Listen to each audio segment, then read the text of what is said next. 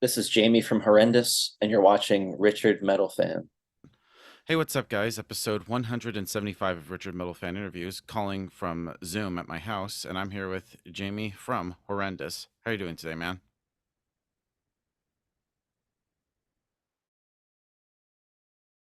I'm all right. It's great to be able to talk with you today. So, kind of like the format is, I want to do like a rundown of your catalog as well as I want to talk about the new album. So, before we go into that, what were like the first bands that got you into metal? What made you want to start playing drums? Oh, my first metal love was Megadeth, honestly. Um, they probably still are my favorite metal band all these years later. And really Matt got into metal first from his guitar teacher. He was like basically trying to learn a bunch of punk songs as like a sixth grader in guitar lessons, and his guitar teacher was like, "This stuff's cool, but we could also like play guitar solos and stuff." And Matt was like, "Yeah, okay." And then his guitar teacher gave him all these like metal records to buy, like Peace of Mind and Rest in Peace and stuff like that. So he he got those records and fell in love with them pretty quickly. And via him, I started listening to the same kind of stuff. And regarding metal drumming, I do love Nick Menza, and he is one of my favorite. Yeah. I don't know if there's a specific drummer that got me that made me want to play drums in a metal band. I historically played bass in bands with Matt.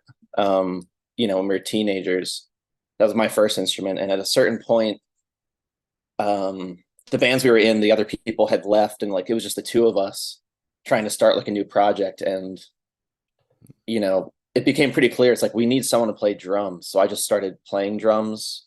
Um, so that we could have a feasible project where we're actually doing something and not just guitar and bass plugging along together. So Yeah. that's really why I started playing, just out of necessity, so him and I could keep some kind of musical project going. All right, and I believe like you and your brother's first band was called the Raunchy Fucking Bensons. Tell me about like that. Nobody Right. talks about that. Yeah, people don't bring that up very often, but yes, that is true. He played guitar, I played bass, and our buddy played drums. And the drummer and I were in high school at the time, and Matt was probably still finishing middle school, honestly, when we started. Um, Actually, I was probably in eighth grade, so yeah, it was a long time ago, and that was kind of the thing that we did in high school. Like we didn't play a lot of. I mean, we played some sports, but not like not consistently. We weren't really going out to like high school parties and shit. We would just kind of come home and like practice probably 4 or 5 days a week. Um, and we got to this just it's just what we did, and we got to this point we were like pretty tight actually. But the music was kind of a mix of like punk and thrash metal, I would say. Definitely had a strong punk edge, but again, Matt was really interested in heavy metal, so there were a lot of solos, a lot of complex riffing, even back then. And I think we performed a couple times at local events, and that was kind of it. Um, but it kind of jump started our musical careers, if you will, and got us interested in playing. Awesome. And so tell me about like that first demo you did, or like really go kind of before that. Like I guess how did Horrendous form? Because I know y'all formed in 2009. Right, right. Yeah, so for Horrendous, going back to this project where I started playing drums with Matt just because we needed someone to play drums. Him and I were playing more like thrashy type stuff, um, with some like grind elements. I don't know, just kind of like off the wall kind of shit. And I went to college at the time in South Carolina, where Matt and I are from Pennsylvania. And I met this guy, Damien. Just I could tell he was a metal head type dude, and him and I just met early on in like the first week of school and just started talking and became friends. And eventually, Matt's a couple years younger than me. He came to join me at University of South Carolina for college, and we brought our instruments that year to like keep the music going. Um, and we tried jamming with a handful of different kind of like metalhead-ish guitar players that we knew down there. The first couple guys, just like there was no chemistry at all. We like played together once and that was it. But we played with Damien, and like the music Matt and I were trying to do wasn't really working. But then we just started playing. We're messing around. We just started playing some of the riffs that ended up on our demo, and it felt really good together. And within like a month or so, I think we had most of the music written for the demo. Yeah, yeah. Tell me about like Sweet Blasphemies. Like it's just very raw sounding. Like where was that recorded at? So Damien has recorded everything we've ever done, actually. So it was in his parents' basement at the time. Um, and funny enough, he actually recorded it as a school project because he was in the media arts program for like audio engineering, basically. And I guess the final project was you had to record and mix and master and produce something. So he had made our demo that piece for his project. But yeah, we did it at his house, probably over like 2 days or something. Like I don't think we spent that much time recording it. And I think he just tried to give it a real old school sound. Yeah, yeah. It sounds like really raw sounding. I still think some of the songs on there is good. Like going from the Mystic, Reanimated, Putrid Rebirth. Like the whole demo is just like fucking badass. Yeah, thank you. Yeah, I still like will hear it occasionally and be like, that was still pretty cool. Like I still like it. All right. And then, of course, you started playing around. And then I believe you got signed to your first label, Dark Descent Records. How did they find Horrendous? So we recorded that demo and then put it up on MySpace and made a page for ourselves. And random people online found us somehow. I don't know how, and like requested demos. We like sent them CDRs, basically, probably for like $5. Um, I don't know how many of those we sent out. Probably not. Probably like 20 tops. And Damien also sent them out to a bunch of labels, generally smaller ones. He wasn't shooting for like Metal Blade or something. But he sent them around, and this label Skeleton Plague Records existed at the time. They don't now. But they took an interest actually, and they actually co-released the demo on like pro cassette with Dark Descent. Um, so it was like a joint release initially, and then pretty quickly Skeleton Plague folded, and Dark Descent kind of just became the one, because even like the second pressing of that demo tape was just solely Dark Descent. Um, so I think Matt Calvert just heard it from us, probably sending it around, and became interested. And, yeah. And then, of course, going to 2012, you released a debut album, The Chills. Really a very underrated debut album. I know last year was the 10-year anniversary of this album. So, what was the thought process going into this album? And do you have like a different feeling about this album now as to when you first put it out in 2012? Yeah, so I now versus 2012.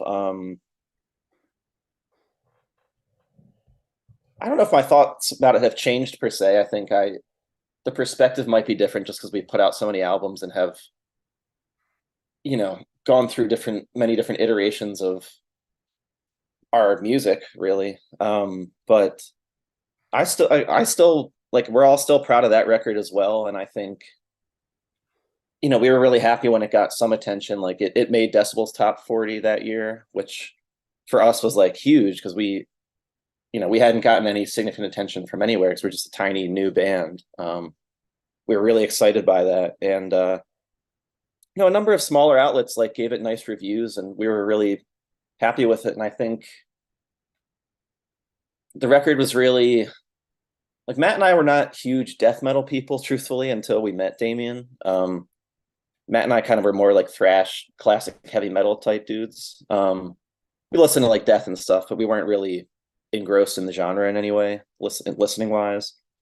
So I think that record was interesting because it was us, Matt and I, like we're like getting into death metal as we're making the record. And that's why I feel like there's still a lot of like thrashy, punky elements that are on there if you're like paying attention. that we kind of mix those influences with Damien's interest in some of the, the older early 90s, late 80s death metal. Yeah. But I feel like it was like an experiment to see what we could do together, melding all these influences. And we were proud of it at the time, and I think we still are. There's still people that like that one the best, and that's cool. Like I don't think it's the best personally, but I'm happy that people still like it. Yeah, and I still really love like the guitar playing. It has almost like that Swedish tone to it, like Dismember and Dissection and shit. Were you like fans of like Right. some of the old school Swedish bands like Entombed, Unleashed, and Bloodbath and shit?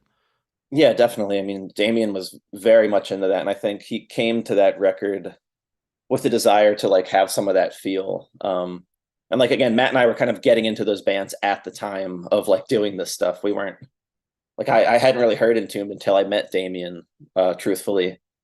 And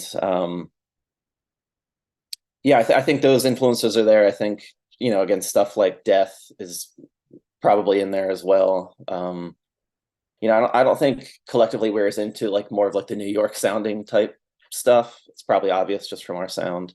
Yeah. Um, Yeah, but just this whole everything about it is great. Like going into like the womb, which I think is has some really great lead work, and even like the sombre desolate winds has it's like great death metal, but little haze of like psychotic madness, and loving like the Eye of Madness has like sweeping riffs. Even like the last song, like the Eye of Madness, I think is like I consider you guys epic. Like the longest song on here, like 9 minutes. So, well, how did mhm. that song come to be? I think we just wanted to make an epic, and funny enough, if my memory serves me correctly, we had a lot of ideas left over just from the writing process, um, and we kind of made an effort to put a lot of them together into the Eye of Madness to make it a long song. That's why it almost feels like it has like sweets to it, because I really feel like these were like completely different ideas that we wove together, and I think it kind of somehow worked out, for some reason. But I think that was always the intention going in. We wanted to have like a longer epic song, probably to end the album, just because I don't know. We've seen other cool bands do that before. We're like, we should give it a shot. Most of our songs at that point were 4 minutes long, or maybe less. Yeah. Yeah, and then going into the next album, Ekdudus, I believe I had to practice how to pronounce this before this interview because usually with the debut album you have like your entire life to write, and there's a lot of hype with the first album. When it came to Mhm. making Ekdudus, do you felt pressure to follow up the Chills? Yeah, for sure. And I think it was at a time where we were, we're in a time right now where I feel like most bands of our ilk are just trying. They're just worship bands. At the end of the day, they're trying to just reproduce a sound that has been done before, which is fine. But even at that point, I feel like this kind of stuff was starting to crop up, and I think we were feeling like we really didn't want to be part of that crowd, even back then. Um, so I think we made an effort to really let ourselves follow whatever crazy ideas we had and try to expand the sound, in a natural way, not forcing anything, but we expanded on some of the melody. Um, I think tonally we made a lot of changes that were probably at the time somewhat atypical, for what was going on in the scene. And I remember I said this yesterday in the other interview. I remember Damien being like particularly nervous about how that one was going to be received, um, just because it was pretty different from the Chills, and like for us, it was like taking kind of a risk. We felt very good about it, but there was some worry about how people would receive it. And it ended up being received pretty well. I mean, there were some people that were like, "Damn, this is a terrible departure from the Chills," but I think most people were pretty into it and appreciated what we were trying to do, which was great. Yeah, and I think it's like you guys is kind of like, in my opinion, experimental album state. Like the song Nepenthe, which has like the addition of like the clean vocals. Like, where'd the idea of that come to be? Yeah, I don't know specifically. I think we probably just listening to it and be like, then the idea was just probably came and be like, damn, we should try some clean vocals here. And we probably did, and it just sounded cool. So we left it. It's probably as simple as that. Yeah. Also, like the little instrumental sort of interludes, like the Vermilion Hmm. and When the Walls Fall. I just feel like they kind of like like give like the listener like a chance to breathe, and I just think it's really great songs that just lead into another. Was that sort of like the idea when you're making Ecdodus? Mhm. Yeah, I think that's exactly why we put them in. I always hate albums that are just like suffocating the whole way through. I think in sometimes it works, but a lot of the time it's like I feel like you just need a break and you need a bit of a change, and it keeps things feeling fresh while you listen. And that's why we put them in, and just to change things up a bit and give the album some extra dimensions. And I don't know, Matt and I in particular are very big about, we really like albums to not overstay their welcome, like not too long, and have them varied. So, you can hear it front to back and enjoy it the whole way. And we've always really made an effort to do that on our records. Yeah. And next year is going to be the 10-year anniversary of this album. So, is there a chance we can get a celebration to somehow maybe throw in some deep cuts in a live set? Yeah, maybe. I think we've talked about doing stuff like that, because I do feel like in a way that was the first record that like really caught people's attention. So I think it's probably worth doing some kind of celebration thing. I don't know what that'll be yet, but we have a little bit of time to figure it out. All right. And then the next album, Anarta, I think it's a pretty good album.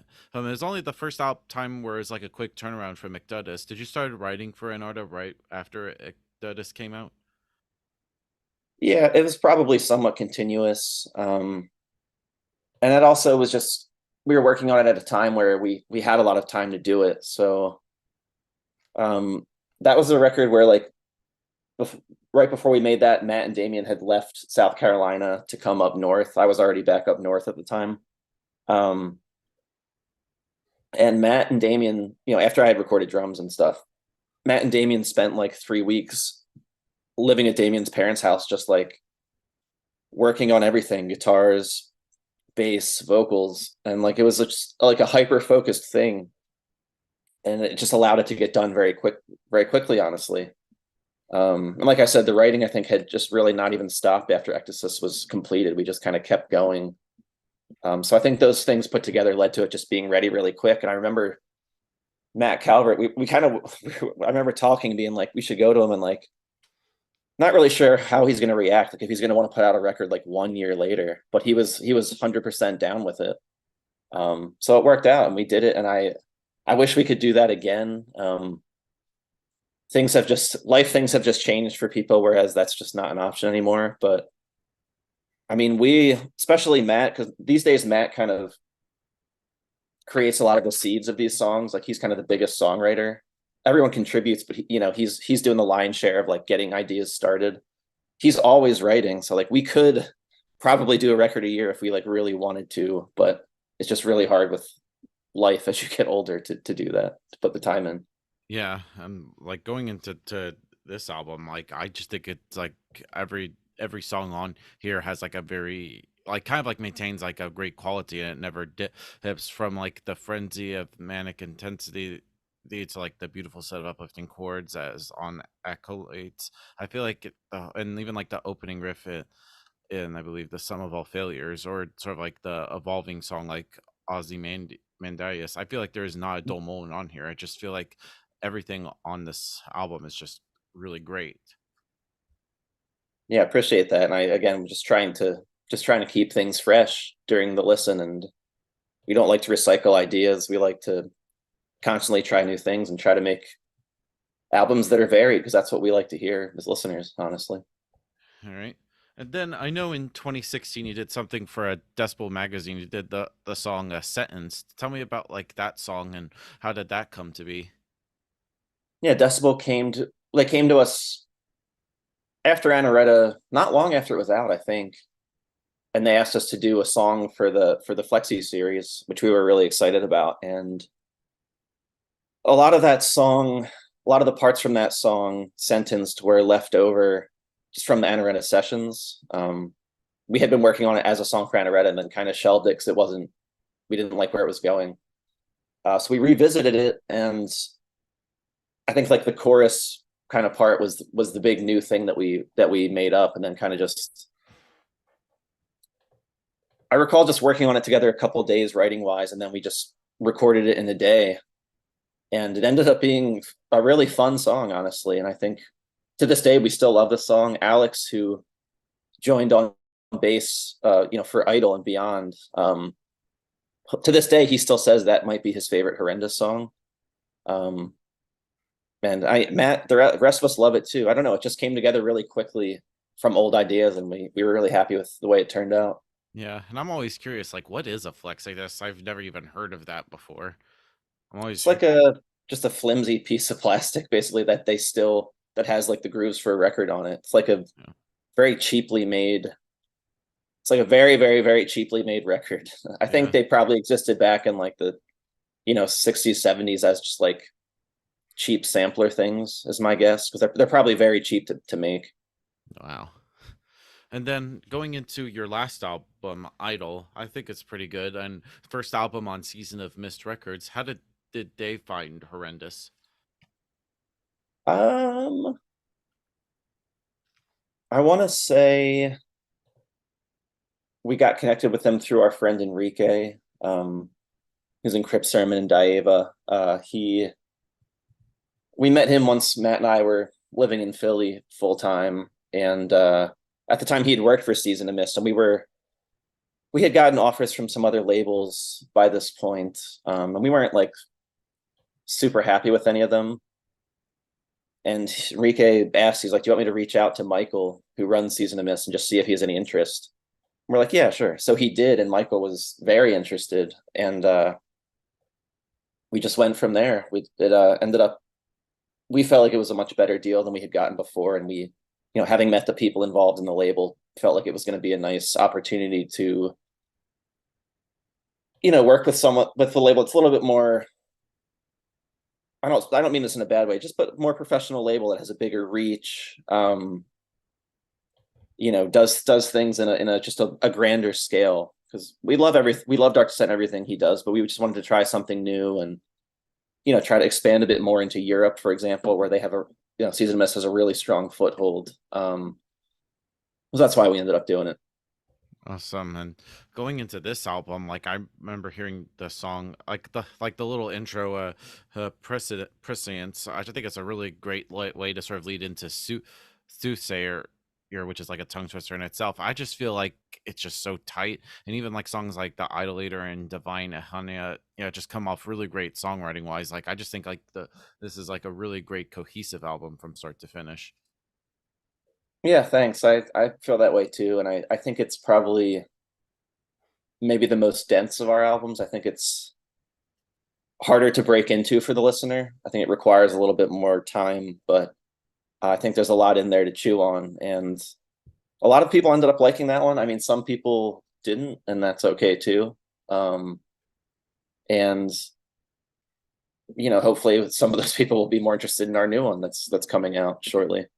Yeah, and now we can talk about the new album on the Ontological Mysterium, which comes out August 18th through Season of Mist Records. So, what was the whole writing and recording process like for that album? It was pretty fun, actually. I think Idol was really tough on everybody, uh, writing and recording wise. It We kind of made it at a time in everyone's collective lives where things were just a lot of changes were happening, and I think moods were low generally during making that album, and not because of the material itself or anything. I think that's just like how our lives were. Like people were a little more depressed probably, and struggling with different different things. And I think that led to the album, writing and recording being a little more stressful. I remember the drums for that album just being so much harder than anything I had done before, and like multiple songs were like completely thrown out and redone after I had recorded them, which was like just a real big downer, honestly. And just many other aspects of the process of recording was really tough. And part of it's just those songs are really hard to play, honestly. Like we really challenged ourselves, and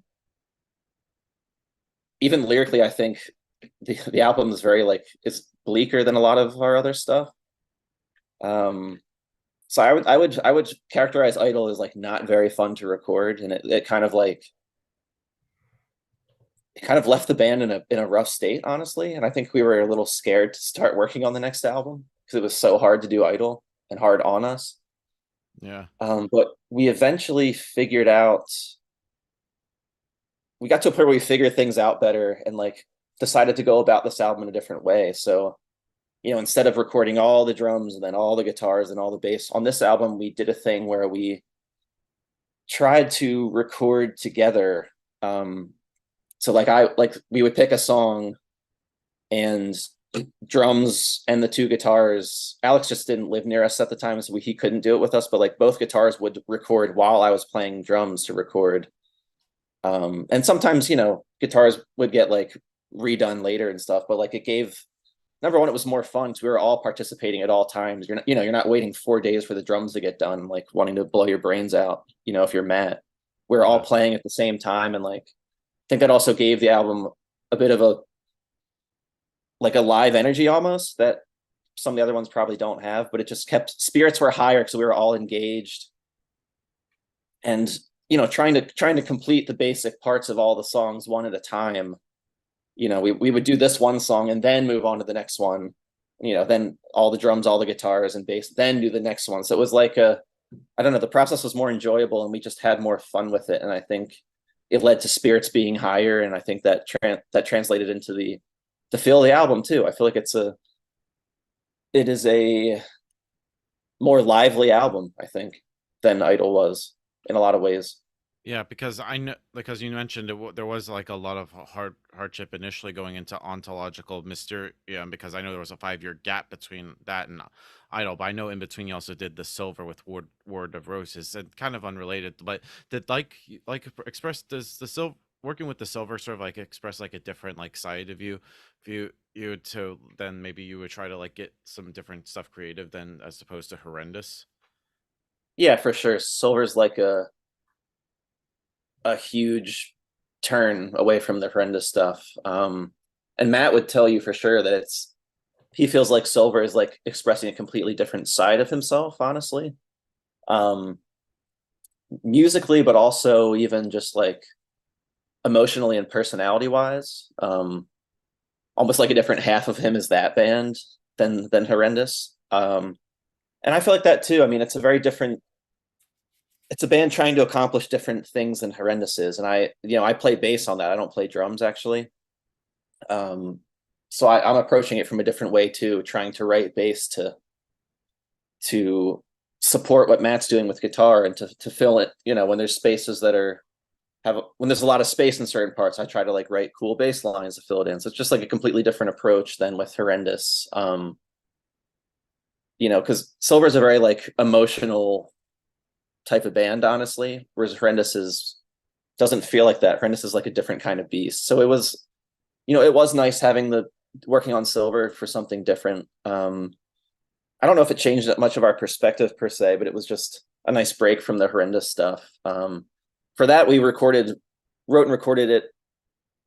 We started recording right before the pandemic and then had to stop for a while and then kind of completed it as the pandemic was like calming down a bit. And then kind of did a lot of the Horrendous stuff after that.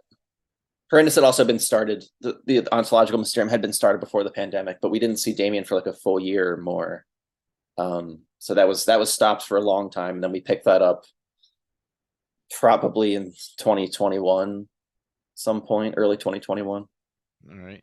All right. And with Ontological Mysterium, did you want to continue in the same vein as Idol, or did you want to start with like completely fresh?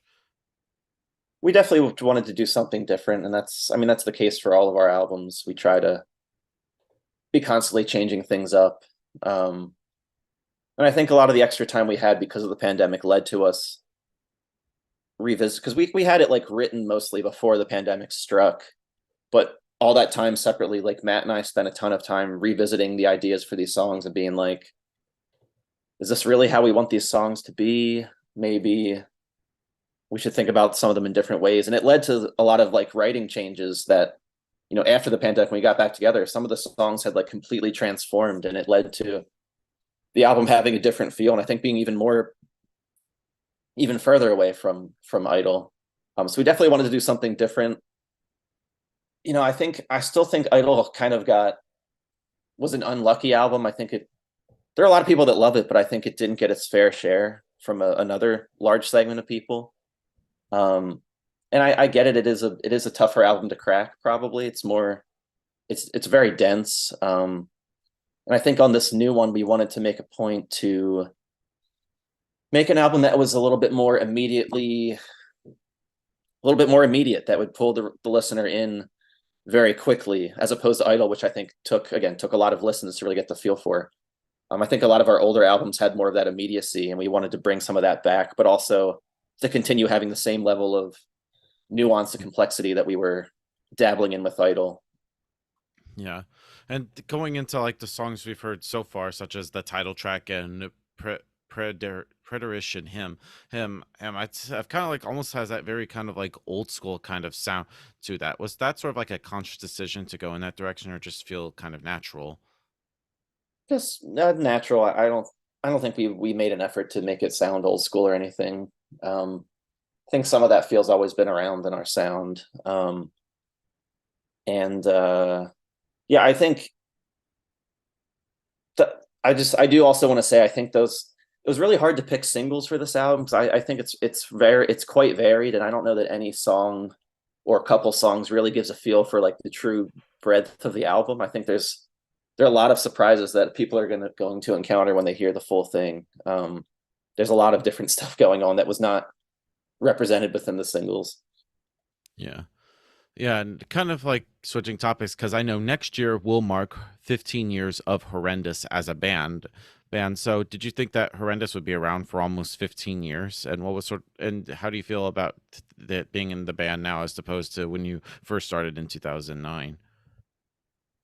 Yeah, I don't think anyone was ever looking this far ahead when we got started. It was just Horrendous was just something to do for fun, early on in college when we were, doing the usual college things, but we were interested in playing music. And it was a nice outlet during those times for, creative impulses and etc. And just a nice way to spend time with friends.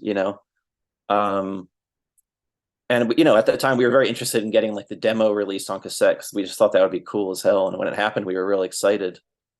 Um, but we were never, there was never this looking years into the future kind of thing. We didn't really know if anyone would care about the band. And we were lucky enough that some people have cared, and that we've been kind of given a platform to continue doing what we do. And it's been really great. And so I'm trying to remember the second half of your question. Ashton, and sort of how do you feel about sort of like being in the band now as to when you first started in Yeah, yeah. 2009? Do you have a different perspective now? Yeah, it's quite different. I mean, it's still something we do for fun. Obviously, we're not making a living off of this, and we do have full-time jobs. Um, and right now it takes up much more of our lives, even though we have less time in a way to devote to it. Um, just the writing and recording and everything has just become so much more time consuming and larger parts of our life, frankly. I mean, the band is a much bigger part of our lives now, by necessity. Even for this album coming out in the next week, we've done in the last couple of weeks, we've done like 15 interviews probably. Like, this is just stuff we haven't, in the past, going before Idol, we had interviews, but it wasn't like a lot.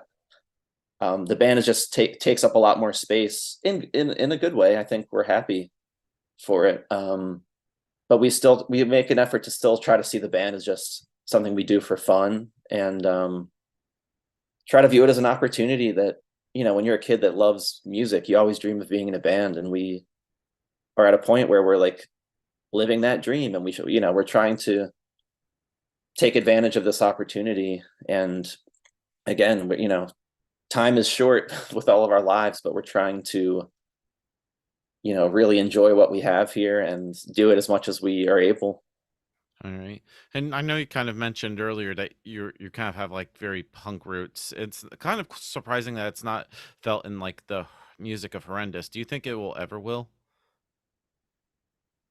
I mean, to me, a lot of our earlier stuff does have that feel, and I still think the way that I play drums, I think, is probably more influenced by punk bands than metal bands in a way. And I think that's part of, why I was really drawn to bands like Entombed once Damien introduced us. A lot, again, I feel like the Swedish bands this really applies to. They have much more of like a punk feel to them than bands like, the American bands like Death and stuff.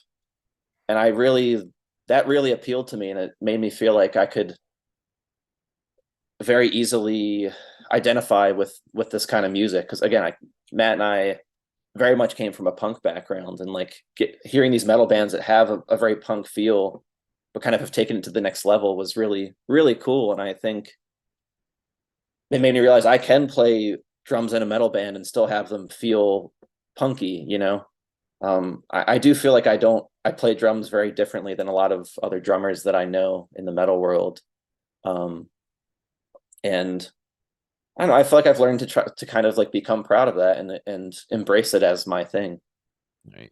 And also one thing I always think is very interesting is like you all have never made a music video, yet, but if you were to, what song would you do and why? We actually are talking about doing one for a song off the new album. I don't want to say too much because we're still discussing which song it will probably be, but I think we're going to try and do one very shortly, which would come out later this year probably. All right. And like you said, it would be our first time. We've never done it before. That's why we were given the opportunity, and we definitely want to give it a shot and just put something together that's fun. Yeah, because you don't want to like put out something that's like half-assed or anything. Right? Yeah, we want to do it well, and we want it to. You know, a lot of bands put out music videos just in a half-assed way, and that's fine. They're just doing it to do it because you get, it brings attention to the band, and it's still fun, I'm sure. But if we're gonna have a video, I want it to be something that I'm like really happy with, that I'm proud of, and that I feel like was worth doing. Like we didn't just do it to do it. We did it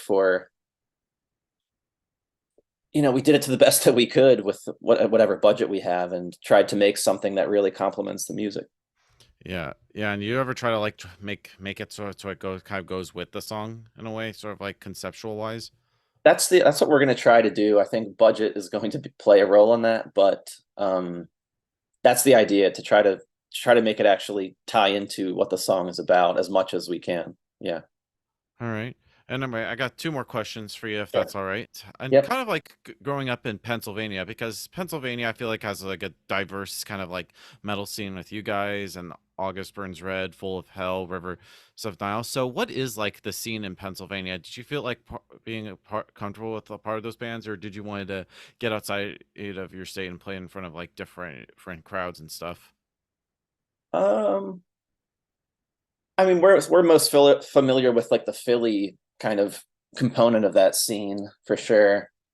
Um, I feel like the Philly scene is kind of weird, honestly. Like there are more bands now than there were when I had first moved here, for sure. But Philly's always been a place where like sometimes you'll go to a metal show and it's like super well attended, and other times a great band will be in town and like no one shows up, kind of a thing, and you're scratching your head like, where the hell is everybody?